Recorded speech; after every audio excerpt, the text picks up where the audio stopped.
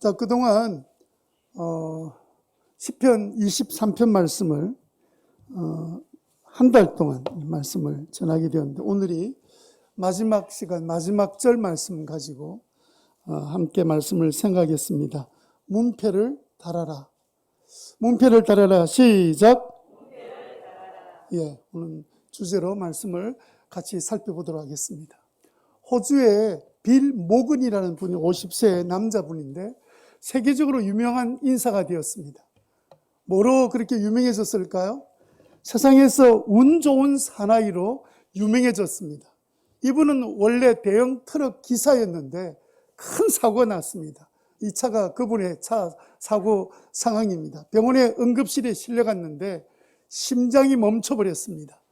심장이 멈춰버린 것을 의사가 확인하고는 사망 선고를 내렸습니다. 몇 월, 몇 시, 몇 분에 누구는 숨을 거두었습니다. 그러고 나면 의사가 흰 천으로 덮습니다. 그러고 난 다음에 이제 의사는 나가고 난 다음에 이제 그곳에 이제 간호사가 있는데 한 14분 정도 지난 다음에 천이 움직이는 거예요. 천이 움직이니까 얼마나 그 간호사가 놀랐겠습니까?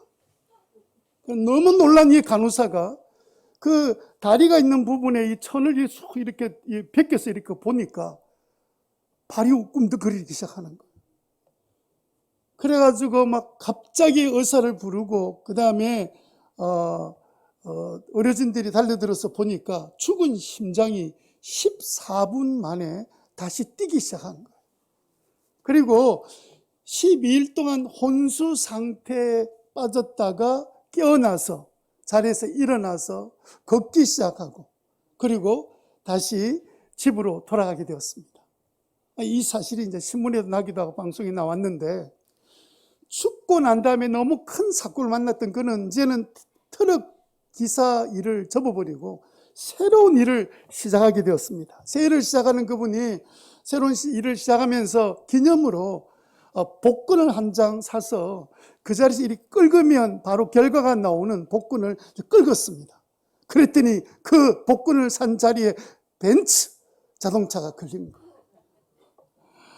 이 사실이 방송에 나갔습니다. 호주 방송에, 멜버른 방송국에서 이분한테 전화가 왔습니다. 방송국에 한번 출연해 주면 어떻겠습니까? 당신 같은 사람이 어디 있습니까? 죽었다가 깨어나서 새로운 일을 시작하면서 기념으로 복권 샀는데 당첨됐으니까 그걸 처음부터 당신이 죽었다가 깨어난 모든 상황을 재현하면 좋겠습니다. 그런 프로그램들이 우리나라에도 많이 있잖아요. 이제 그렇게 이제 재현해보자 하고는 이제 방송국에서 이제 촬영을 시작하면서 스케줄을 따라서 촬영하다가 이제 그 복권 똑같은 복권집에 가서 복권은 사는 것과 똑같이 이제 재현을 해서 복권을 사고 촬영을 하고 기자는 이제 촬영 기사들은 촬영을 하고 그 다음에 복권을 사서 이제 끓는 것까지 다 해서 다 이렇게 끓었습니다.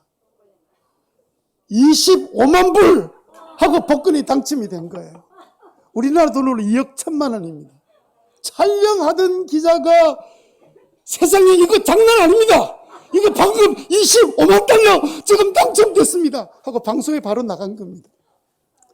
그래서 이 호주에서는 세상에 이렇게 이런 일이 겹쳐서 죽었다 살아났죠.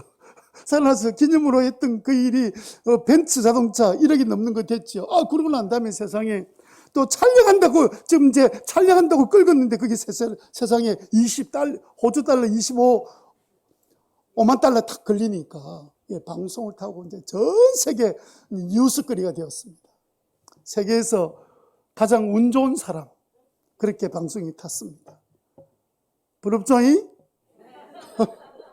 사람들이 다 부러워했습니다. 왜 부러워했을까요? 자기는 생각할 때 내 인생에는 행운이 따르지 않는데 어떻게 저 사람에게는 저런 행운이 따르는가? 여러분, 사람들은 모두 다 부러워하는 것, 그 이유는 그 축복을 갈망하는 마음이 우리 마음에 있기 때문에 그래요. 축복에 목마르고 축복에 배고파하는 것이 우리 인생입니다. 그래서 사람들이 복 받기 위해서 별짓 다 하잖아요. 점도 치고 무당 찾아가고, 그리고 부적을 뭐 어디에 두라 이랬더니 부적을 또 팬티 안에 넣으라 그래가지고 팬티 안에 잡아놓고 다니는 그런 사람도 있다고 그래요. 성도들은 어떨까요? 성도들도 마찬가지 아닐까요?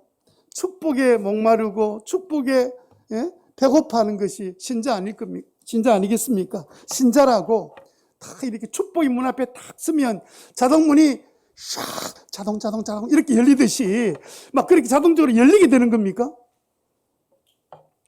저도 마찬가지예요. 저도 이 가끔 복에 목말라 할 때가 있습니다. 제 친구 딸이 트위처입니다. 트위처란 건 뭐냐면 요즘 말하면 유튜버입니다. 영어로 하는 영국, 미국, 유럽 중심으로 이루어져 있는 일종의 유튜브 방송인데 트위처가 됐습니다.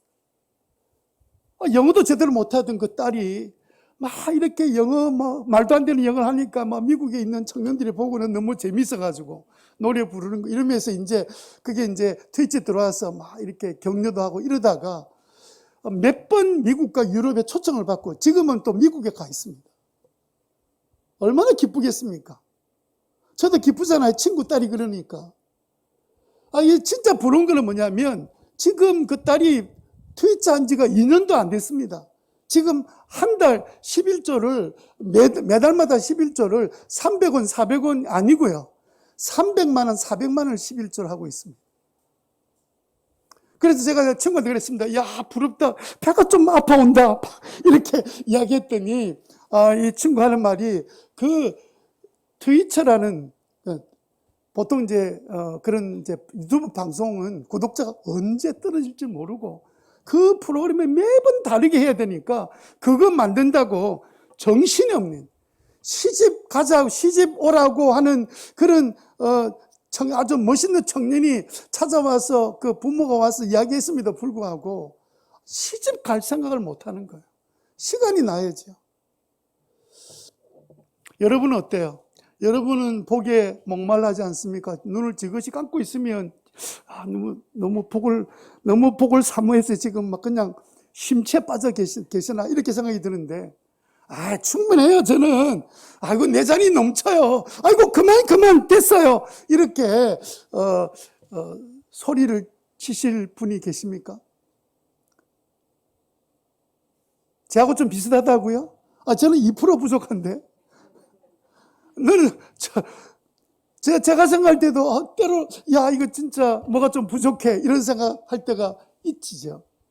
여러분 혹시 우리의 인생 사는 동안에 항상 복을 받을 수 있는 방법이 없을까?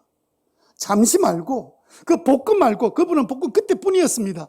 복권 끝은 말고 유튜브처럼 잠깐 인기 있는 거 말고 조금 더 나이 들면 그건 이제 끝나는 거잖아요. 나 지금 막 20대 젊은 아가씨가 되다 보니까 그렇지만 그런 거 말고 항상 평생 축복받는 그런 비결은 없겠습니까? 우리 인생은 부침이다. 부침이라는 것도 찌짐 생각하시면 안 됩니다. 부침이라는 말은 물속에 가라앉았다가 뜬다는 뜻입니다. 우리 인생이 어떨 때는요, 가라앉았다가 떴다 하기도 해요. 이런 우리들에게 이게 일시적인 거 말고 그냥 평생 축복 가운데 사는 비결은 없을까? 이런 고민이 우리 마음에 누구든 그런 마음 갖지 않겠습니까? 근데 오늘 본문에 보니까 가능하다. 그렇게 말씀하고 계신 거예요. 가능하다고요? 충분하다고요? 넘치게 주님께서 복을 부어주시는데 부족함이 없다고요? 세상에 복권 같은 거 말고 유튜브처럼 그런 거 말고 항상 평생의 축복, 그 축복을 누리는 비결을 말씀하시는데 6절을 같이 읽겠습니다. 6절 자, 네네, 눈을 크게 좀 뜨시고요. 저는 좀 이상한 병이 있어가지고 눈이 안 보이면 그 다음에 아주 심취하셨나? 저 혼자 스스로 착각합니다. 6절 다 같이 읽습니다. 시작. 진실로 주님의 선하심과 인자하심이 내가 사는 날 동안 나를 따르리니 나는 주님의 집에 돌아가 영원히 그곳에서 살겠습니다. 여기 보면 주님의 선하심과 인자하심이 어떻게 해요? 내가 사는 날 동안. 요거를 두자로 말하면 평생. 여기에 따른다. 따르리니, 따른다는 이 원래 그 히브리어 단어는 뭐냐면 쫓아온다, 추적한다, 이런 뜻입니다. 그러니까 한마디로 말하면 항상 내가 가는데 붙어 있는 게 뭡니까? 그림자처럼 탁 달라붙어서 내가 어딜 가는 동안, 내가 이 땅에 사는 동안, 평생 동안, 내가 신호동 가면 주님도 신호동 따라오시고, 명지동 가면 주님도 명지동 그림자처럼 따라오시고, 이렇게 하는 축복을 내가 부어주겠다 말씀하고 계십니다. 한마디로 말하면, 또 넉자로 말하면 평생 축복이죠. 그 하나님이 우리가 늘 함께 쫓아다니시는 그 삶을 우리가 살 수 있다. 그래서 여러분 이것도 6절 말씀 보세요. 진실로 주님의 선하심과 인자하심이 평생에 나를 따라다닐 텐데 나는 주님의 집으로 돌아가 영원히 그곳에서 살겠습니다. 이렇게 고백하잖아요. 복권 당첨하고 다릅니다. 그냥 뭔가 대박 터진 거하고 전혀 다른 문제예요. 세상은요, 희한하게도 사람들은 갑자기 대박 터지면 꼭 다 망하게 돼 있습니다. 사람 자기 중심을 잡지 못해요. 그 감정을 이기지를 못해서, 주체를 못해서 다들 복권 당첨하고 난 다음에 전부 다 인생이 망가지고 이혼하고 집안이 깨지고 나누어지는 그 이유가 뭐 때문에 그렇습니까? 사람들은 다 복을 원하는데 그게 하나님이 우리에게 주시는 일시적으로 한번 터졌다가 망하는 그런 복이 아니라 평생 축복을 하나님이 우리에게 주시기를 원하신다. 자, 먼저 우리는요, 평생 축복을 받지 못하는 이유가 뭘까? 내가 평생 축복을 받지 못하면 어떻게 될까? 첫 번째 우리가 생각할 것은 홀로 늘 고프다. 늘 고픕니다. 예? 목이 마릅니다. 배가 고픕니다. 복에 굶주려 있다는 말이에요. 그래서 항상 생각이 뭡니까? 누가 나 좀 안 도와주나? 대박 없나? 어? 그래서 여러분 늘 그런 고민을 해요. 제가 어릴 때는요, 어른들이 주로 했던 일이 뭐냐면 광산이다! 이래서 광산 투자에 바람이 불어가지고 난리도 아닙니다. 맞죠? 우리 집안에도 한번 꽤 돈을 많이 갖고 있는 집안의 어른이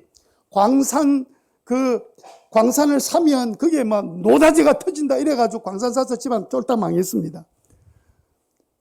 물론 이제 그런 어려움 때문에 또 신앙생활 잘하고 예수 믿게 된 하나님의 은혜도 있었지만 요즘은요, 주식이다! 이러면 주식에 몰빵하고, 코인이다! 이러면 코인에 연끌하고, 이러다가 벌써 20대 젊은 아가씨가 숨을 거두고 하여튼 막 별의별 사건들이 일어나게 되는 거죠. 왜요? 늘 고픈 거예요, 뭔가. 잘 되기를 원하는 축복에 대한 간절함이 마음속에 있는 거예요. 왜 우리는 축복에 이렇게 목말라 할까요? 왜 고파 할까요? 딴 이유가 아닙니다. 복의 근원 되신 하나님을 떠났기 때문에 뭔가 이 비어있는 이 부분을 채우려고 사람들이 막 쫓아다니다 보니까 하나님이 없는 홀로 늘 고픈 인생을 사는 거예요. 하나님이 처음에 우리 인생 만들 때 하나님의 축복을 받아 살도록 모든 여건과 환경을 만들어 주셨습니다. 그런데 어느 날 하나님을 딱 떠나고 나니까 그때부터 복의 문제가 생기기 시작한 거예요. 엉뚱한 것을 복으로 생각하고 그게 복에 빠져 살다 보니까 엉뚱한 길로 가게 된 거예요. 여러분, 우리 몸에는 아연이라는 부분이 부족하면 이 눈꺼풀이 막 떨립니다. 하나님을 떠나면요, 그때부터 온 마음과 영과 심령이 막 떨려서 불안한 거예요. 뭔가라도 대박이라도 터지지 않으면 안 될 것처럼 느끼는 그런 삶을 살아갈 수밖에 없는 거죠. 여러분, 에베소서 1장 3절 말씀 같이 한번 읽어볼까요? 시작! 우리 주 예수 그리스도의 아버지이신 하나님을 찬양합니다. 하나님께서는 그리스도 안에서 하늘에 속한 온갖 신령한 복을 우리에게 주셨습니다. 여기 보세요. 하나님이 하늘에 속한 온갖 신령한 복을 우리에게 주셨다. 이미 주셨다는 거예요. 그래서 그 복을 우리가 아직도 체험하지 못한 우리들이 조금 전에도 제가 좀 큰 소리로 축복하자는 내용이 뭐였습니까? 하늘 복 많이 받으세요. 그게 지금 이야기하는 거잖아요. 하늘 복 많이 받으라고요. 그게 우리에게 평생 축복이 되기 때문에. 그런데 여러분 다 믿음으로 그렇게 될 줄로 믿습니다. 여러분이 진짜 이 말씀을 생각하고 하늘의 복 많이 받으세요. 이게 진짜 평생 축복입니다. 이렇게 믿고 축복하신 분이 계신 분도 계실 테고, 어떤 분들은 아무 생각 없이 때가 되었으므로 핍박에 의해서 할 수 없이 그냥 서로 눈을 마주 보면서 잠시 그렇게 하지는 않았습니까?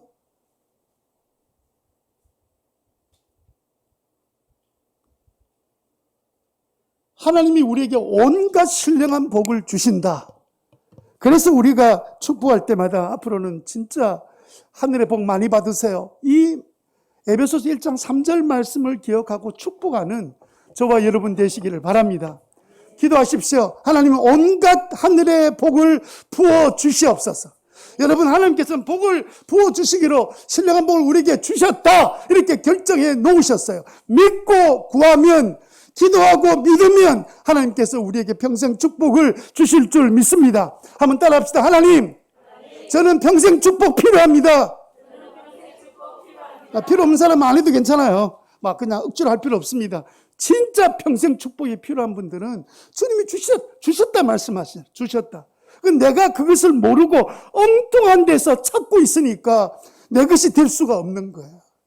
믿지 않아서, 구하지 않아서, 늘 혼자 목말라서 여기저기 누가 뭐라 그러면 기웃거리다가 그렇게 인생을 사시겠습니까?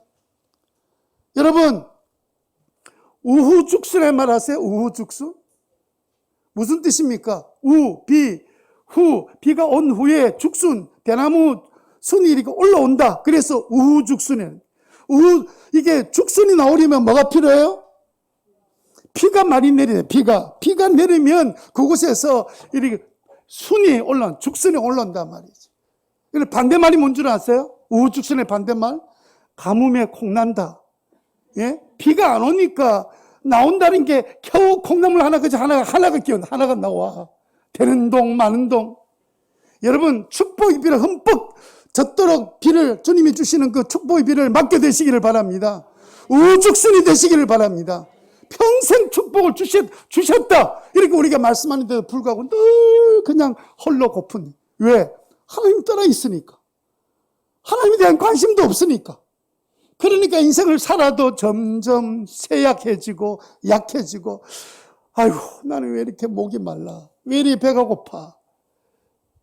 아무리 먹고 아무리 마셔도 채워지지 않는 이 축복은 하나님을 믿을 때 주시는 축복인 것을 믿으시기 바랍니다. 하나님, 저는 평생 축복 필요합니다. 평생 축복 필요합니다. 시작.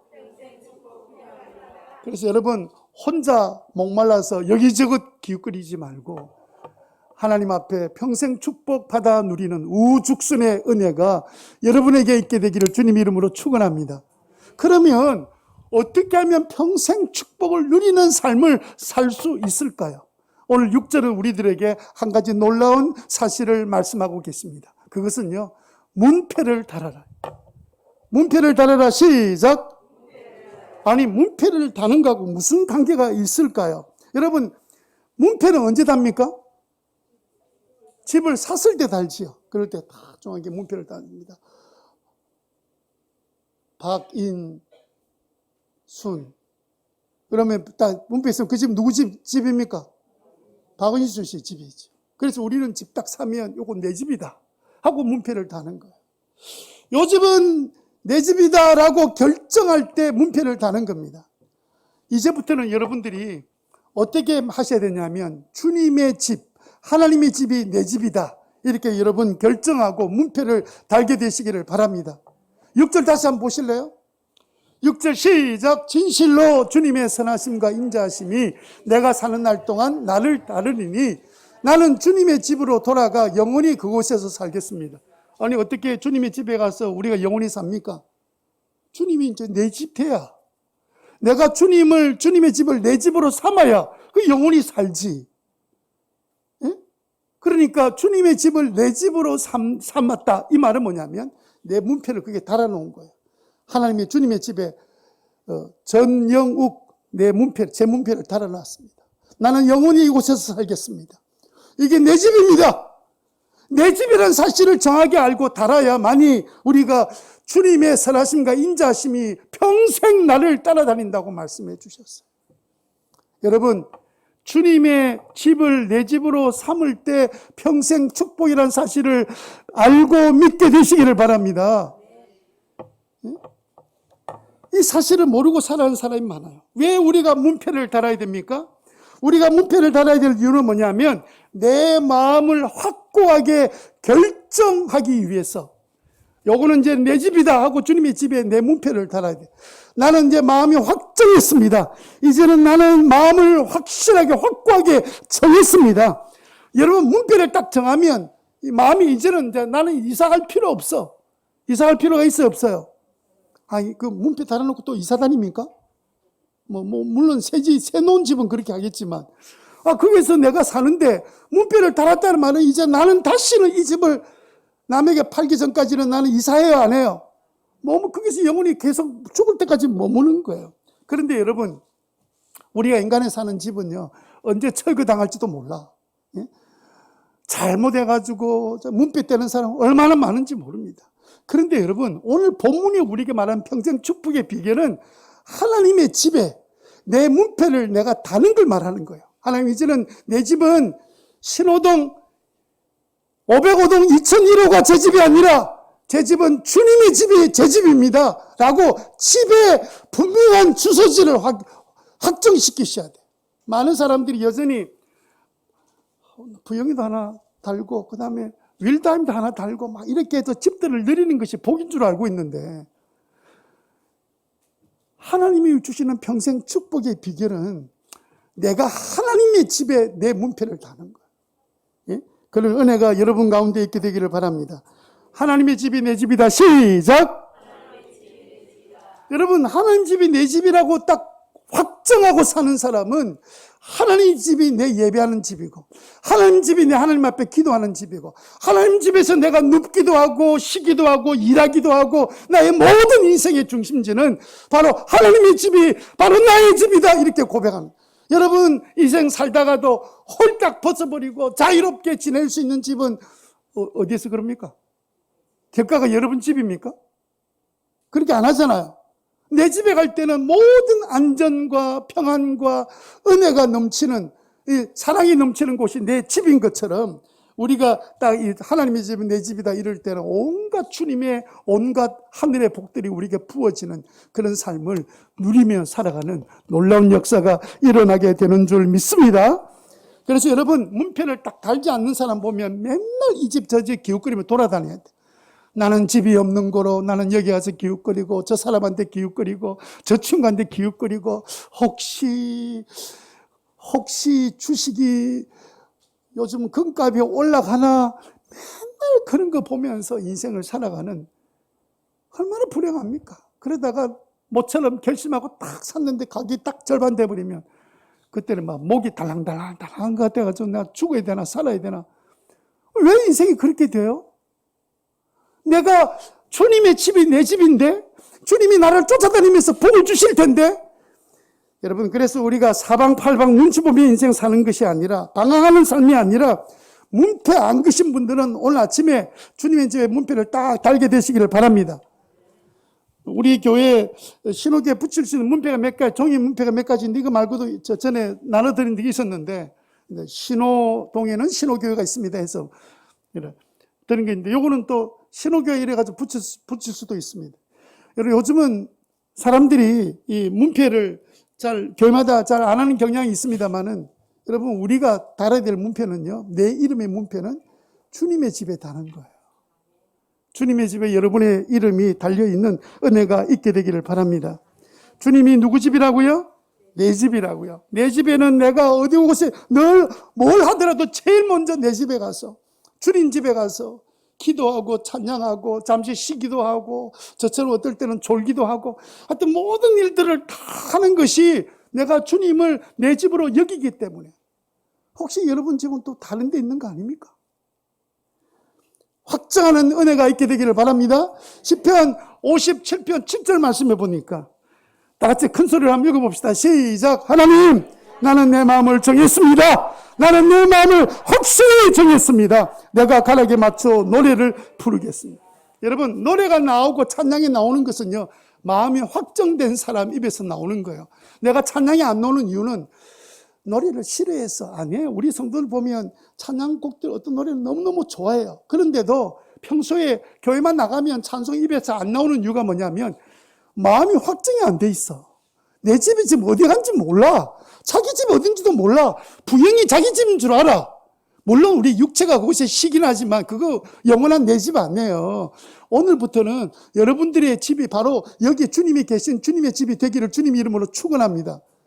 그럼 내 집으로 확정하셔야 돼요. 그래야 시간만 있으면 주님 집에 나오는 것이 부담이 안 되고 기쁘고 즐겁고 주님 집에 나와서 내가 하고 싶은 기도도 하고 찬양도 하고 경배도 하고 주님이 사역을 위해서 내가 주님의 꿈을 꾸기도 하고. 여러분, 꿈을 꾸는 곳이 다 성전이 안 됐습니까? 야곱도 없고 꿈을 꾼 장소. 예? 근데 엉뚱한 데서 꿈을 꾸고 앉아 있는 거예요. 엉뚱한 데서 시간 다 보내고 있는 거예요. 여러분, 주님의 집이 누구 집이라고요? 내 집이 되는 은혜가 있게 되기를 주님의 이름으로 축원합니다. 이제는 내가 머물 곳은 주님의 집이야. 내가 지금 잠깐 거주하는 그 집은 내 영원한 집 아니야. 주님께서 예배하는 이 교회가 내 거할 집이고 이곳에서 내가 은혜 받고 이곳에서 하늘의 온갖 보아의 축복을, 하늘의 복을 누리며 사는 평생 축복의 자리가 바로 여기야. 이렇게 고백하도록 여러분이 확정한, 여러분이 집이 어디라고요? 지사동? 지사 충성하실랍니까? 여러분 집이 어디예요? 신호동? 주님의 집, 주님이. 대답을 잘 못하세요. 여러분 집이 어디예요? 예, 내가 거할 곳은, 영원히 거할 곳은 주님의 집이다. 그런 확실한 믿음을 가지고 살아가는 은혜가 있게 되기를 바랍니다. 여러분, 성경에 보면 선지자 중에 평생 흔들리지 아니하고 큰 어려움 없이 평생 축복 가운데 사역을 했던 사람 중에 대표적인 사람이 누구냐면 사무엘입니다. 보통요, 사사들 이런 사람들이 중간에 부름받아가지고 그것도 막 하나님 뜻대로 안 살고 거역하다가 엉망진창 인생을 살다가 그래도 하나님 은혜로 부름받아서 쓰임받고 그냥 그렇게 해서 인생을 보냈지만, 사무엘은요, 성경 어디를 보더라도 한 번도 흔들린 적이 없어요. 그냥 주님의 뜻대로 평생 변함없이 그래 평생 축복 가운데 살았던 대표적인 선지자입니다. 저는 왜 그랬을까? 가만히 생각해 보니까 어린 나이에 주님의 집에 거하면서 그가 했던 첫 마디 기도가 뭡니까? 주님, 주의 종이 여기 있습니다. 말씀하세요. 하고 어릴 때 주님의 음성을 듣고 그 집에서 머물러 사는 거예요. 그렇다고 여러분 오늘 저녁부터 또 여기 구석구석 들어누워 자란 뜻이 아닙니다. 예? 그 사무엘이 진짜 자기 집은 주님의 집밖에 없었어요. 그 당시에 성전도 아니고 해막, 천막 친 곳에, 그곳에 주님이 임재하셨기 때문에 임재된 그곳을 자기 집으로 생각하고 늘 모든 관심과 생각을 집중해 드렸어요. 여러분, 부모도요, 자녀를 늘 주님의 전에, 이게 교회당이지만 예배드리고 은혜 받는 주님의 늘 은혜 베풀어 주시는 그 장소에 늘 자녀를 데리고 다니는 사람들, 부모들은요, 나중에 보면 애들이 늘 그렇게 살아요.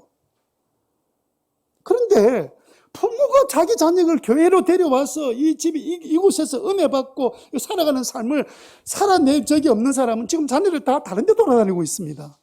자기 집이 다른 데 있는 거예요. 여러분들의 평생 축복이 뭡니까? 말씀하시잖아요. 주님께서 우리에게 평생도록 내가 너와 함께 할 것이다. 그런 축복의 놀라운 역사가 일어나게 되기를 바랍니다. 그래서 어느 순간에 어느 날 주님께서 사무엘아, 이거 내가 뭐 자다가 엘리제 사장이 날 불렀나? 이러고 세 번이나 쫓아갔지만 사무엘아 사무엘아 부를 때 네 번째는 그 자리에 무릎 꿇고 앉아서 주님, 주의 종이 여기 있습니다. 제게 말씀해 주세요. 말씀을 듣겠습니다. 그래서 사무엘이 주님 앞에 그때부터 쓰임받아서 평생 한 번도 흔들림 없이, 이제 여러분 어릴 때부터, 어릴 때란 말은 뭐냐면 지금이 제일 어릴 때입니다. 내일보다 오늘이 더 어려요. 여러분도 나이가 많아도 오늘이 제일 젊은 때입니다. 자꾸 뭐 이래 미루고 저래 미루고 인생을 살지 말고 오늘부터 내 집은 어디라고요? 주여, 조금만 큰 소리로 내 집이 어디라고요? 예, 주님의 집이 내 집이다 이렇게 고백하고 마음을 확정하고 여호수아처럼 나와 내 집은 여호와만 섬기겠다 이렇게 확정하듯이 마음에 확정하는 은혜가 있게 되기를 바랍니다. 여러분, 마음에 확정 안 하는 게 자꾸 헷갈리는 거예요. 응? 내가 여기서 영원히 살 것처럼 사는 사람 얼마나 많은지 몰라.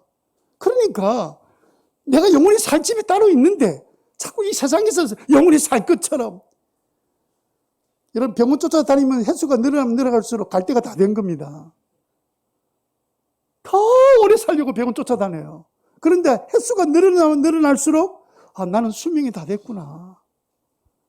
내가 거할 곳은 주님의 집이다. 이 사실을 분명하게 하고 사시기를 바랍니다. 그럼 우리가 딱 문패를 달고 나면 도대체 무슨 일이 일어날까요? 세 번째 우리가 생각할 것은 주님이 나의 그림자가 되십니다. 주님이 나의 뭐가 된다고요? 아니, 거꾸로 된 거 아닙니까? 내가 주님의 그림자가 되어야 되는 거 아니에요? 주님은 가시는 데마다 내가 쫓아다녀야 되는 거 아니에요? 그런데 오늘 본문의 6절에 보니까 뭐라고 말씀하십니까? 다시 6절 읽어보겠습니다. 정신 차리자 한번 읽어보세요. 뭐라 되어 있는지. 시작. 진실로 주님의 선하심과 인자하심이 내가 사는 날 동안 나를 따르리니 나는 주님의 집에 돌아가 영원히 그곳에 살겠습니다. 내가 사는 날 동안 뭐가 쫓아다녀요? 내가 주님의 신실함 인자하심을 쫓아가요? 아니면 주님의 선하심 인자하심이 나를 쫓아와요? 이 다른 말은 추적한다, 쫓아온다는 뜻입니다. 나의 그림자가 주님이 되시겠다는 거예요. 네가 어디를 가더라도, 네가 죽음의 그늘 골짜기를 지나갈지라도 내가 너의 그림자처럼 붙어 다니면서 나는 너에게 선하심과 인자심으로 대하겠다. 여러분 10편 23편 재밌습니다. 앞에 1, 2, 3절을 보면은 전부 다 목자 이야기하다가 갑자기 5절, 6절에 가면 주님으로만 이야기합니다. 목자라는 단어가 사라져버려요. 이제는 주님이 책임져 주겠다. 여러분 주님의 선하심이 뭔 줄 아세요? 주님의 선하심은 여러분 요약지에 있는 것처럼 선하다는 이 뜻은 뭐냐면 항상 상대방의 유익을 위해서 사는 행동을 선하다 이렇게 이야기해요. 악하다는 것은 전부 다 상대방과 빼앗아서 나를 위해 쓰는 것을 악하다고 말하지만 여기 본문이 오늘 말하는 선하다는 뜻은 하나님의 선하심은 상대방의 유익을 위해서 행하는 모든 일입니다. 그러니까 하나님은 우리의 유익을 위해서 자기 아들까지 내놓으셨잖아요. 선하지 않으면 그렇게 하겠습니까? 여러분 자식을 내놓을 수 있어요? 못 내놓죠. 그런데도 하나님은 선하셔서 우리의 상대방, 우리의 유익을 위하여 자기의 모든 것도 아끼지 않으시는 그 하나님의 성품이 선하십니다. 그러니까 주님은 날 쫓아다니면서 날 무엇을 위해서 일하신다고요? 나의 이익을 위해서. 나이가 가장 최선의 일을 위하여 주님께서 행하신다. 그러면 인자하심은 뭡니까? 인자하심은 뭐라 되어 있어요? 인쇄물에 변치 않으신 사랑하신다는 의미입니다. 우리는 불성실하고 우리는 때로는 변하고 우리는 때로는 하나님보다 다른 것 더 좋아하고 우상을 섬기는데도 주님은 변함없이 우리를 기다리시면서 답답해 하시면서도 어떻게 하든지 우리의 마음을 돌이켜서 주님께 오도록 끝까지 약속하신 대로 사랑해 주시는 주님. 오늘 이 자리에 앉아있는 이유는 우리가 끝까지 사랑의 변함이 없어서가 아니라 누가 사랑의 변함이 없어서? 하나님이 우리의 사랑의 변함이 없어서 우리를 붙들어 주셨기 때문에 오늘 이 시간에 이 자리에 나와 있는 줄로 믿습니다. 그 선하심과 인자하심이 하나님의 평생 우리 사는 동안 평생도록 나의 그림자처럼 쫓아다니시겠다. 이제는 우리가 여기서 처리를 이루고 이곳으로 가면 주님이 나를 그림자처럼 쫓아오시. 혹시 여러분 막 돌아다니는데 그림자 없는 사람이 있습니까? 여러분 막 돌아다니는데 그림자가 없어. 그림자가 없다는 말은 뭐가 없다는 말입니까? 내가 이제 죽은 사람이야. 예? 내가 가는 데마다 그림자는 귀찮을 정도로 쫓아와요. 나는 잊어버리고 살고 있는데 그림자는 지금도 있어요. 나는 잊고 있어. 여러분 그림자 날마다 생각하는 사람 있습니까? 오늘 그림자 동쪽에 서쪽에 이런 사람 있으면 잘못하면 병원 갈 가능성이 많습니다. 그래 하지 않죠. 우리는 다 잊어버리도 그림자는 늘 내에 붙어 있는 것처럼 주님이 우리의 유익을 위하여 우리의 그 끊임없는 배신과 배반에도 불구하고 변함없이 약속대로 우리를 사랑하시는 그 하나님의 그 놀라우신 선하심과 인자하심이 우리를 따라오신다. 이게 축복이에요. 이게 평생 축복인 줄 믿으시기 바랍니다. 내가 어디를 가더라도 주님은 우리를 지금 쫓아서 나의 그림자가 되신다. 이 사실을 믿으시기 바랍니다. 마치 내 혼자 있는 것처럼. 그분은요, 주님의 집이 내 집이 아닌 사람이에요. 늘 걱정이야. 내가 이런 일로 어떻게 될지 저런 일로 어떻게 될지 주님의 음성을 들어본 적이 없어. 주님은 매일마다 우리에게 어떻게 살라고 말씀하시는데도 불구하고 어찌 될지는 몰라. 주의 음성을 들어본 적이 있어야지.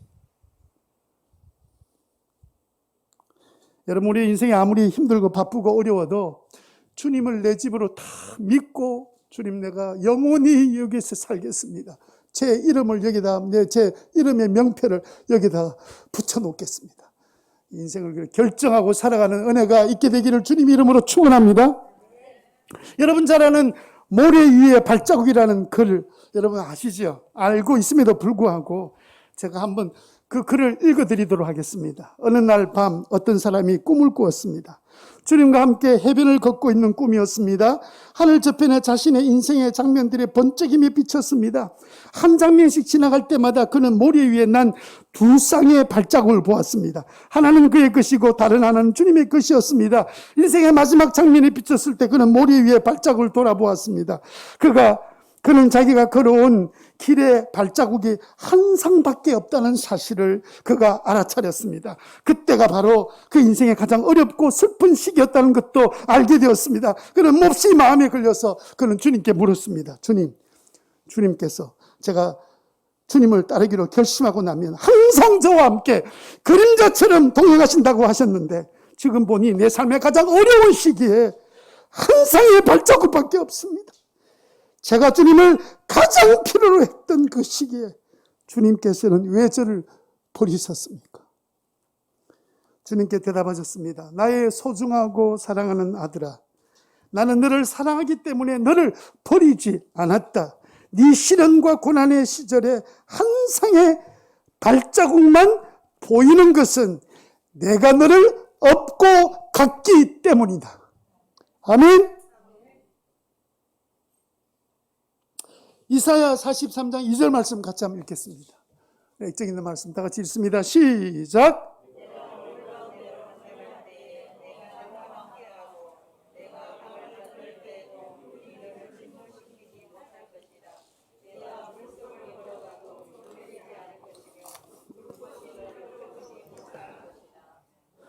우리가 물 가운데 지나더라, 불 속에 지나가는 일이 있어도 그림자 대신 나의 그림자 주님은 나와 함께 그곳에 늘 계셨다 하는 말씀을 여러분 믿게 되시기를 주님의 이름으로 축원합니다. 여러분 우리가 이 땅에 살 동안이지 마지막 때 나이가 들면 얼마나 세월이 빨리 지나갑니까? 빠르죠?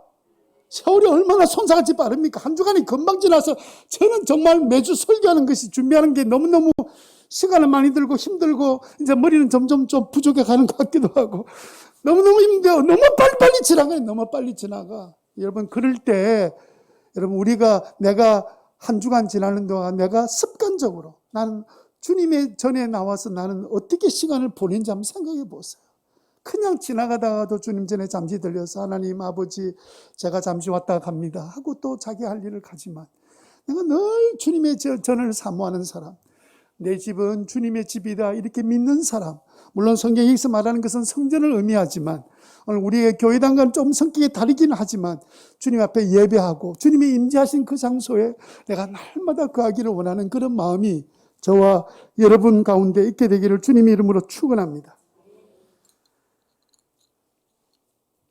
저는 마지막으로 한 분을 소개하고 말씀을 정리하겠습니다. 이전에도 한번 소개했던 분인데 SD건설 정양국 집사 이야기를 잠깐 하겠습니다. 이분은 원래 건설하는 분이 아니고 주님 믿기 전에 막노동, 인테리어, 용접, 페인트질 별것을 다 했답니다.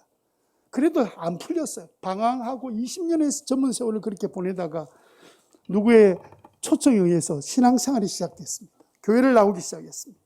근데 너무 좋은 거예요. 어릴 때 잠시 다녔던 그 교회 다시 돌아왔습니다.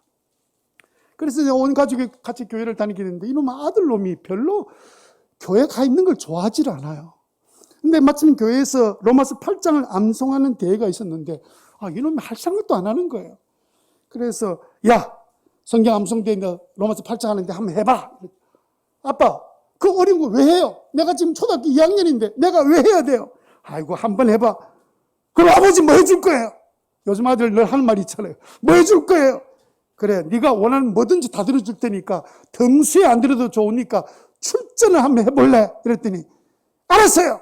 이러더니 그때부터 엄마한테 막 사정을 하더라고요. 엄마하고 둘이서 막 성경 로마서 8장을 막 암송하기 시작하는데 암송하면서도 한 번은 또 아빠 진짜지? 도장 찍어야지. 뭐든지 해달라는데 다 해준다 그랬어. 이래걸로 이제 다시 아이가 막 엄마하고 붙어서 막 열심히 암송하더니 동상을 받았습니다. 3등한 게 3등. 그리 안 나왔네. 그러니까 아버지 3등했어요. 하고는 돌아와서 아빠 기억하지? 뭘 기억하는데? 뭐 원하는 거 해준다 그랬잖아. 아, 그래 뭐 원하냐? 이랬더니 한 세상에 쫓아가서 엄마하고 누나 방에 들어서 뭐라고 소근소근 속닥 그래 뛰쳐나와 한 말이 집 사주세요. 아니 레고 집 말하느냐 말고 우리 맨날 이사 다니지 말고 우리 집에 살 수 있는 문패 달린 집 좀 하나 사주세요. 엄마가 한 말 그대로 이제 너무 이게 일을 잘 못해가지고 막 그냥 월세로 전세로 돌아다니기 너무너무 힘들었던 아이고 이제 아내가 이제 그 딸하고 아들하고 붙들고 집 하나 사달라 그래라 이래가지고 진짜 집 그러니까 대답은 해놓고 거짓말할 수가 없잖아요. 그래가지고 막 엎드려 하나님 저 어쩌면 좋겠습니까?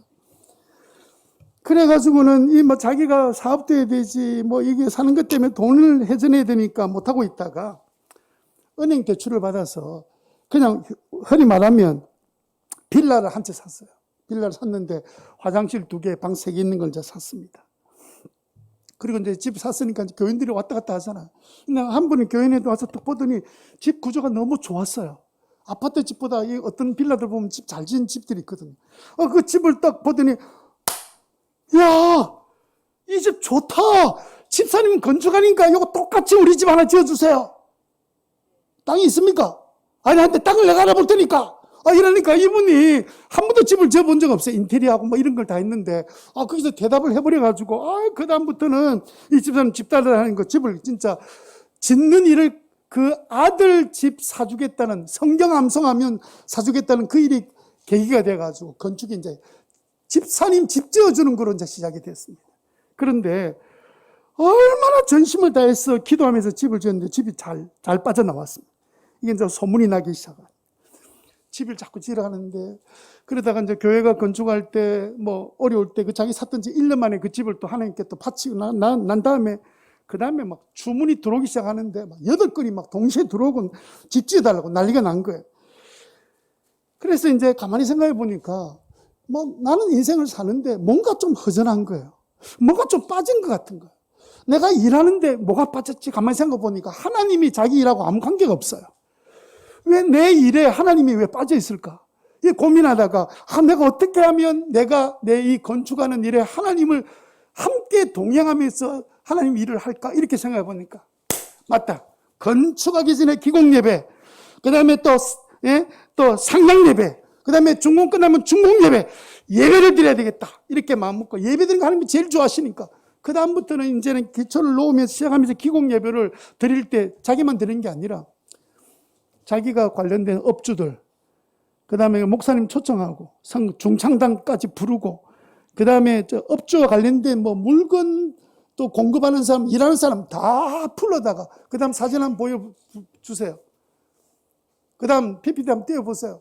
이렇게 다 업자들 불러놓고 이러니까 업자들이 화가 나가지고 뭐를 나는 교회도 안 나가는데 막 불러가지고 뭐 나오라 하냐고 막 불평하는데, 야 집사님 너무하다. 한 번이면 되는데 그것도 뭐 또 무슨 또 3번이냐 그래. 왕궁 있다 또 왕궁 예배 드리고 막. 집사님 눈 한 깜짝 안 하고 하나님이 뭐 기뻐하실 일인데 그럼 뭐 하지 마라. 내하고 일 안 하면 돼. 이런 말을 못하고 속으로 집사님 눈 깜짝 안 하고 계속 하니까. 그리고 건물 지어 나면 거기에다가 이제 머릿돌에다가 가장 자기가 좋아하는 사랑하는 자여 내 영혼이 잘된 같이 범사에 잘되고 강건하기를 강구하느라 요한 3서 1장 2절 딱 붙여놓고 그게 이제 머릿돌에 성경 구절이 들어가는. 안 믿는 사람도 좋아하대. 그 구절에 뭐 잘된다는 밖에 없잖아. 영혼이 잘된 같이 범사 잘되고 강건해지고 뭐 이런 구절도 성경에 있나? 이런 사람들 다 좋아하는데 한 번은 진짜 싫어하는 사람 한 사람 만났는데 무당 출신인 사람 만나가지고 나 우리 집에 안 된다! 이래가 절대로 그 집에다 산당을 하고 있는데 그게 막 건축해달라고 부탁을 누구한테 선물 들었는지 막 해달라고 그래가지고 이제 빌라를 짓는데 아무래도 안 될 것 같아요. 그래서 그러면 이 건물은 분양하는 일까지 전부 다 나는 이제 손 다 떼겠다. 당신 지어가지고 분양하는 거 전부 다 당신이 다 하고 그 다음에 뭐 일을 하는 건 뭐 당신 원하는 대로 다 해라.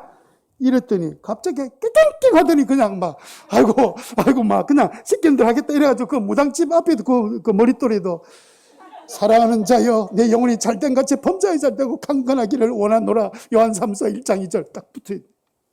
이분이 변함없이 자기가 살아보니까 주대 없이 바쁘면 주님의 일도 다 때려치워버리고 이 일도 하고 저 일도 하고 이렇게 해보니까 일이 안 되는 거예요.